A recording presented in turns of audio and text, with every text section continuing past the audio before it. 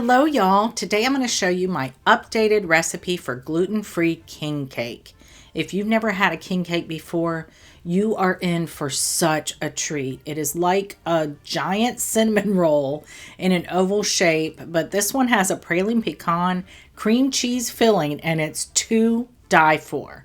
So let's get into it and I'll show you how to make it. To start, we have to make the dough, and if you haven't seen me make this before, check out my cinnamon rolls video for the in-depth tutorial. The dough is chilling in the fridge right now, but first we need to make the fillings.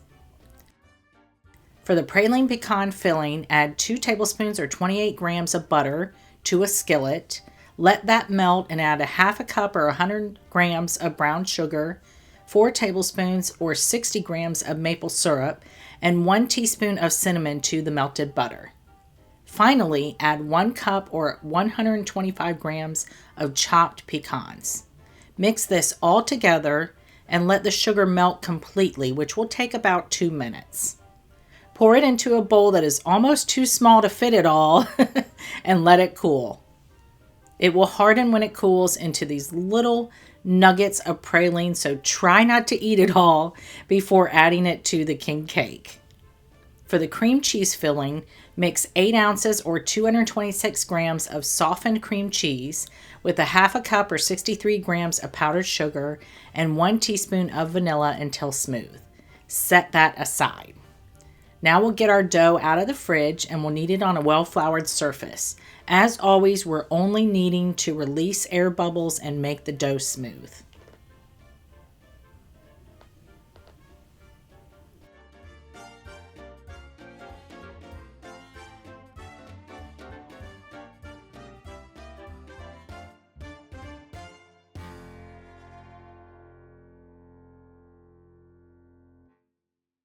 We'll roll it out into a rectangle that's roughly 9 by 12 inches and about a half an inch thick.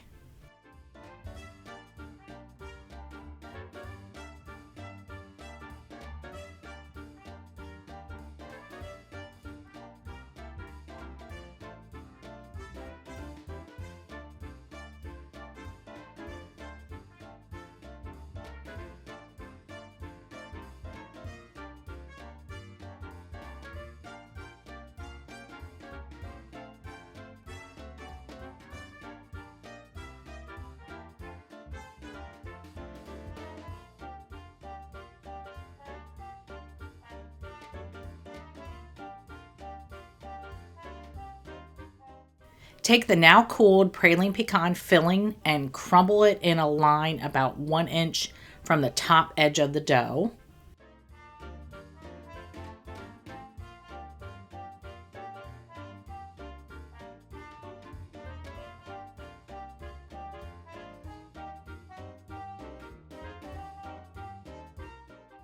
And I filled a pastry bag with the cream cheese filling, or you could just dollop it on top of the praline. I find this less messy.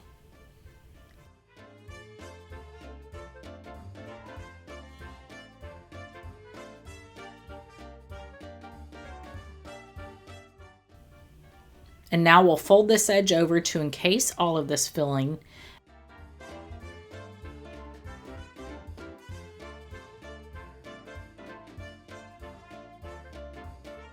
And then roll the rest up like a jelly roll. This creates a pocket of filling instead of like a cinnamon roll style.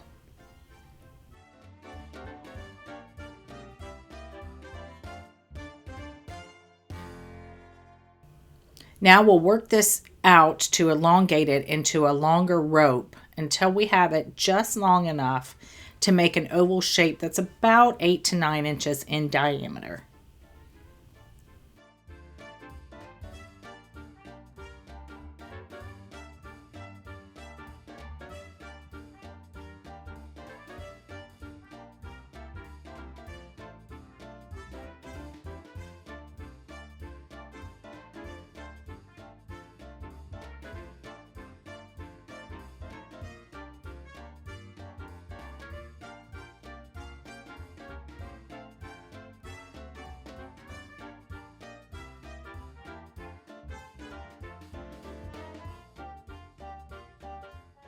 To connect the two ends, just open one end up and kind of tuck the other into it.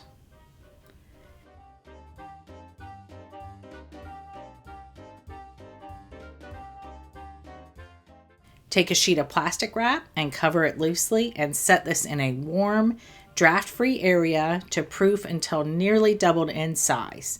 When you think it's almost there, go ahead and preheat the oven to 350 degrees Fahrenheit. This is perfectly proofed. It's puffed and nearly doubled. There's no need for an egg wash or anything on top since we'll be covering it with icing anyway. Bake this for 20 minutes, and while that's baking, we'll make our icing. It just takes 1.5 cups or 180 grams of powdered sugar, a tablespoon or so of vanilla extract, and 2 to 3 tablespoons of milk.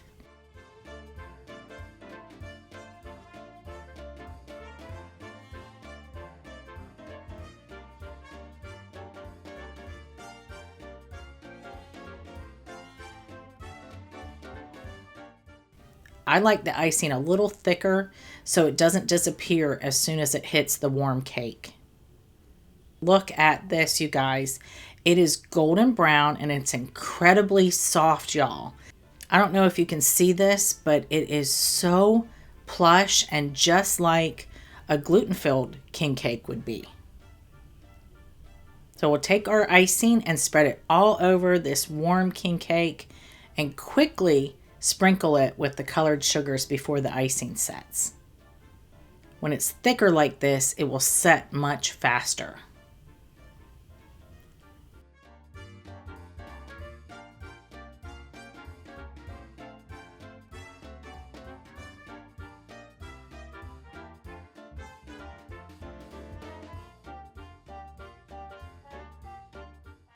And that's all there is to it, you guys. Whether you celebrate Mardi Gras or not, you have to make this gluten-free king cake. It's soft, it has a tunnel of filling running through it, and it's the perfect thing to serve during Mardi Gras when everything is super indulgent.